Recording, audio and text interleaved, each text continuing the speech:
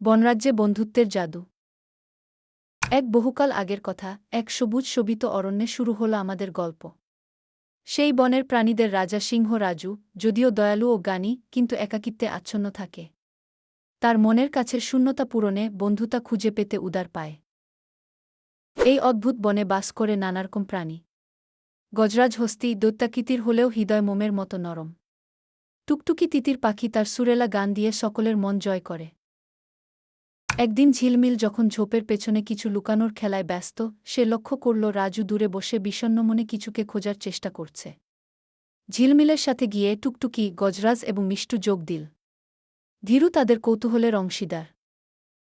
এই অদ্ভুত বন্ধুত্বের দলটি রাজুর সাথে বিভিন্ন দুঃসাহসিক অভিযানে নামল। প্রত্যেকেই রাজুকে দেখাল আসল শক্তি চারপাশের সুসম্পর্কের মধ্যে নিহিত। সব সুখ দুঃখের মাঝে বন্ধুত্বের জাদু তাদের সংগ্রহের ঝুলি পূর্ণ করল। প্রত্যেকটি দিনের শেষে সবাই বুঝল, একা থাকার চেয়ে সম্পর্কের মাধুর্য ক্ষমতাশালী। প্রাণীজগৎ তাদের মিলিতে জানাল, বন্ধুত্বের মধুর বন্ধনে তারা বসবাস করবে।